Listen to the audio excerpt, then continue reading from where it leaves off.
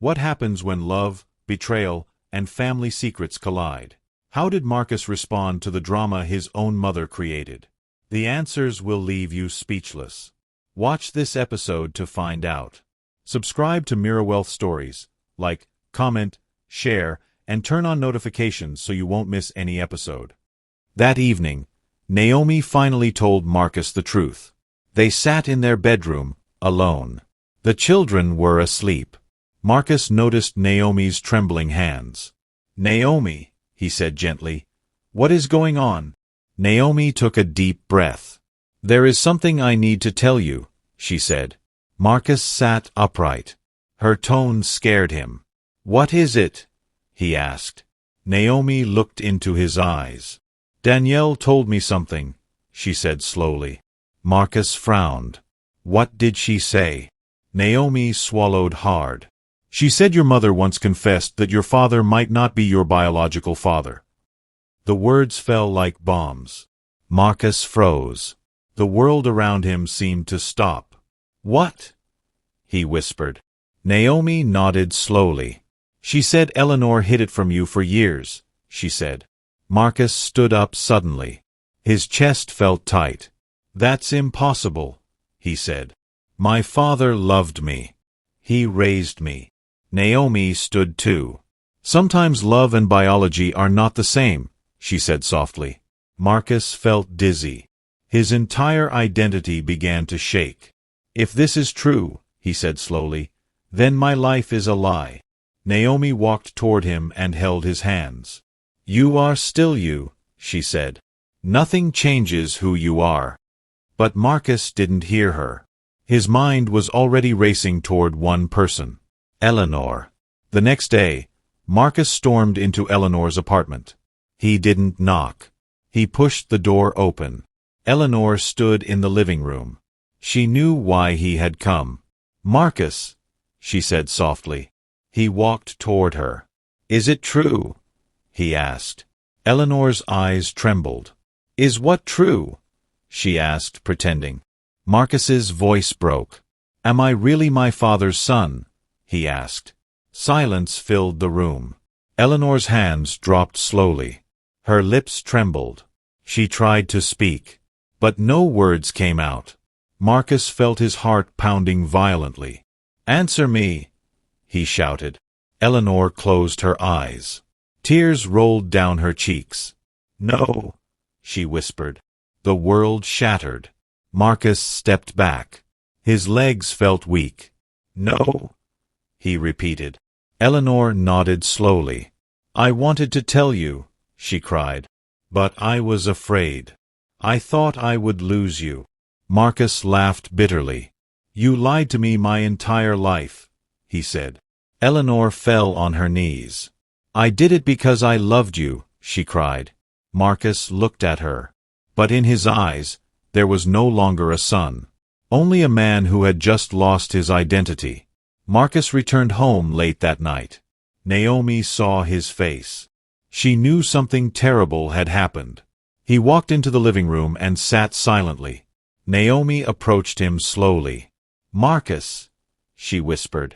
He looked up. His eyes were empty. "It's true," he said. Naomi felt her chest tighten. "She lied to me," Marcus continued. "My father was not my biological father." Naomi sat beside him and held him tightly. Marcus's voice broke. "I don't know who I am anymore," he said. Naomi hugged him firmly. "You are my husband," she said. "You are Maya and Jordan's father. You are the man I love. That is who you are." Marcus closed his eyes. For the first time in his life, he cried. And in another part of the city, Eleanor sat alone in her apartment, staring at the wall. She had lost everything. Her son, her pride, her control. And she knew something terrible. The truth she had hidden had finally destroyed her family. The luxury apartment was silent. Eleanor sat on the cold marble floor, her back against the wall, her expensive dress wrinkled, her hair slightly messy. For the first time in her life, she felt small. Her phone lay beside her, filled with unanswered messages from Marcus. She wanted to call him, but she knew he would not answer. Her hands trembled as she whispered, "I only wanted to protect him." But deep inside, she knew the truth. She had not protected Marcus. She had protected her pride. And now, that pride had destroyed everything. Tears rolled down her cheeks. The woman who once controlled a mansion now felt powerless in a luxury apartment that felt like a prison. Marcus couldn't stay still. His mind was filled with questions. Who was his real father? Was he alive? Did he know about him? Did he abandon Eleanor? Or did Eleanor abandon him? Marcus hired a private investigator. Within days, the investigator returned with shocking information. "There is a man named Richard Cole," the investigator said. Marcus's heart raced. "Richard Cole," he repeated. "He lives in Chicago," the investigator continued. "He worked as a jazz musician in the 1980s. Marcus felt chills. Jazz musician. That explained something. His love for music. His strange connection to jazz he could never explain. "Is he alive?" Marcus asked. "Yes," the investigator said. Marcus stared at the file. Inside it was a photo. A man in his early 60s, with deep eyes, and a face that looked frighteningly familiar. Marcus felt like he was staring into a mirror. "He looks like me," Marcus whispered. Naomi stood beside him.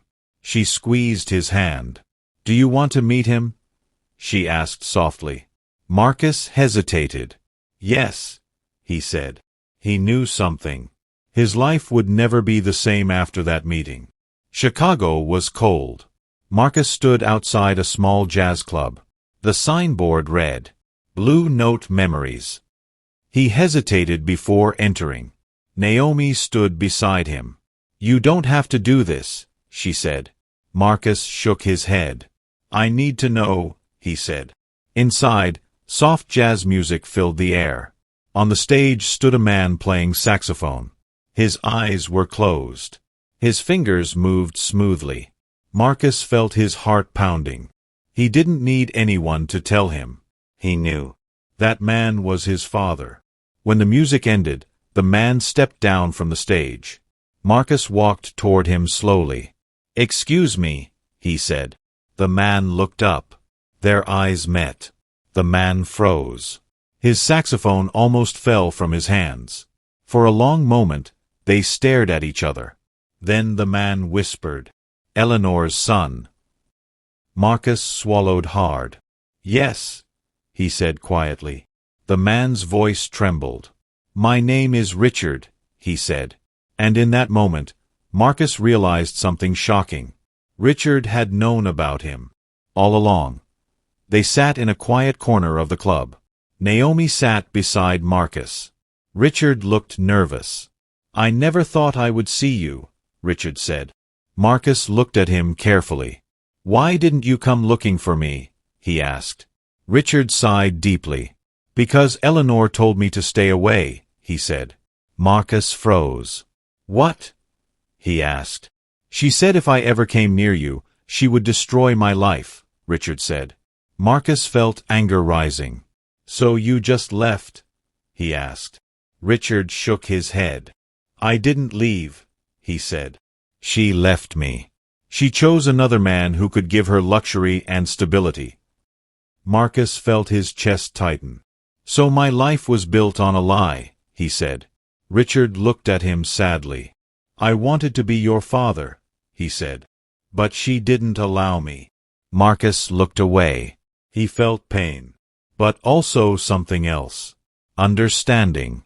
For the first time, he saw Eleanor not as a monster, but as a frightened woman who made terrible choices. Back in Los Angeles, something unexpected happened. Maya overheard a conversation between Marcus and Naomi. "Does that mean Grandpa is not Daddy's real father?" Maya asked innocently. Naomi froze. Marcus turned around. Maya stood at the doorway. Jordan stood behind her. Marcus knelt down. "Come here," he said softly. The children walked toward him. Marcus held their hands. "Sometimes," he said gently. Families are complicated. Jordan frowned. Does that mean you are not our daddy? Marcus smiled sadly. No, he said firmly. I am your father. Nothing changes that. Maya looked relieved. Then it's okay, she said. Marcus hugged them tightly. In that moment, he realized something. Even if his past was broken, his present was still beautiful. The afternoon sun poured through the tall glass windows of Eleanor's apartment, but the warmth outside could not reach the cold inside her heart. Eleanor sat quietly on the couch, staring at nothing. When the doorbell rang, she didn't move. It rang again. Finally, she stood slowly and opened the door. Naomi stood there. Her face was calm, but her eyes carried storms. I came to talk, Naomi said. Eleanor stepped aside silently. They sat opposite each other, two women who had fought silently for years. You destroyed your son, Naomi said softly. Eleanor looked down. I did not mean to, she whispered. Naomi shook her head. You rejected your grandchildren. You humiliated your daughter-in-law. You tried to break my family, she said. That was not love. That was pride. Eleanor's lips trembled. I was afraid, she said. Afraid of losing him. Naomi leaned forward. And now? She asked. Eleanor's voice broke. Now I have lost him, she whispered. Naomi looked at her quietly. For the first time, Naomi said, you must learn something you never taught my children. Eleanor looked up. What? She asked. Naomi's voice was firm. Humility. Tears rolled down Eleanor's cheeks. 2 days later, something unexpected happened. Marcus brought Richard to Los Angeles. They met Eleanor in the mansion she once ruled. The atmosphere was heavy. Richard stood calmly. Eleanor froze when she saw him. For a moment, time stopped. Richard, she whispered. Richard looked at her with quiet eyes. You look different, he said. Eleanor laughed bitterly. Yes, she said. Life changed. Marcus stood between them. I brought him because I deserve the truth, he said. Eleanor swallowed hard. Richard spoke softly. Why did you push me away? He asked. Eleanor's hands trembled. Because you were poor, she admitted. Marcus felt the words cut through him. I wanted a man who could give me luxury, Eleanor continued. I wanted my son to grow in wealth, not struggle. Richard nodded slowly. So you chose another man, he said. Yes, Eleanor whispered. Richard sighed. But you forgot something, he said. Eleanor looked at him. What? Money can build houses, Richard said quietly. But it cannot build hearts. Silence filled the mansion. Marcus felt tears in his eyes. For the first time, he saw his mother as she truly was. Not powerful. Not perfect. Just human. That night, Eleanor returned to her apartment alone. She looked at her reflection in the mirror. She no longer saw a queen. She saw a woman who had lost everything. Her son's love. Her family. Her dignity. She remembered Maya and Jordan standing in the rain. For the first time, she felt real shame. She whispered, I am sorry. But the room gave no answer. The next morning, Eleanor visited the mansion quietly. Marcus was surprised when he saw her. She walked toward Maya and Jordan slowly. The children froze. They remembered her cruelty. Eleanor knelt before them. Her expensive clothes touched the marble floor. I hurt you, she said softly. Maya looked at Jordan. Jordan looked at Marcus. Marcus nodded gently. Maya stepped forward. Eleanor's voice trembled. I am sorry, she whispered. Maya hesitated, then said quietly, Grandma, why did you hate us? Eleanor felt her heart break. I didn't hate you, she said. I hated my own mistakes. Jordan looked at her. Are you still not our grandma? He asked. Eleanor's tears fell freely. "No," she said firmly. "I am your grandmother." She opened her arms slowly. After a long moment, Maya stepped forward and hugged her. Jordan followed. For the first time, Eleanor felt something she had never felt before: grace. Later that evening, Marcus sat with Naomi on the balcony. The city lights sparkled below them. "Do you think she has changed?" Marcus asked. Naomi looked thoughtful. "People change when pain teaches them," she said. Marcus sighed. "I don't know if I can ever trust her again," he said. Naomi held his hand. "You don't have to forget," she said softly. "But you can choose not to hate." Marcus looked at her with gratitude. "You are stronger than I am," he said. Naomi smiled sadly. "I am just a mother protecting her children," she said. Marcus looked toward the mansion. He saw Eleanor playing quietly with Maya and Jordan in the living room. For the first time, the house felt like a home again. But Marcus knew something. Forgiveness was a journey, not a moment. Months later, life began to change. Richard moved to Los Angeles. He opened a small jazz studio. Marcus began visiting him regularly. Slowly, father and son built a relationship they never had. Eleanor started therapy. She volunteered at a children's shelter.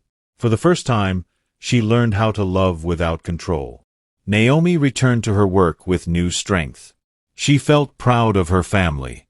Maya and Jordan grew happier. Their laughter returned to the mansion. One evening, the family gathered for dinner. Marcus looked around the table. Naomi, Maya, Jordan, Eleanor, Richard. He smiled softly. For years, he thought perfection meant luxury and control. But now he understood something. Family was not perfection. Family was healing. On a quiet Sunday morning, Marcus stood in the garden with Naomi. The sun rose gently over the mansion.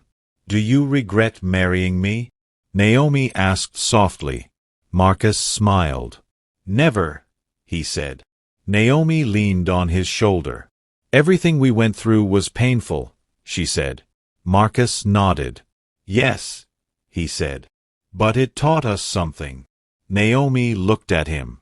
"What?" Marcus looked toward the house. He saw Eleanor laughing with the children. He saw Richard tuning his saxophone. He saw his family. "Blood does not always make a family," Marcus said softly. "Love does." Naomi smiled. And in that moment, the mansion was no longer just a luxurious house. It was a home. A home built not on pride, but on forgiveness.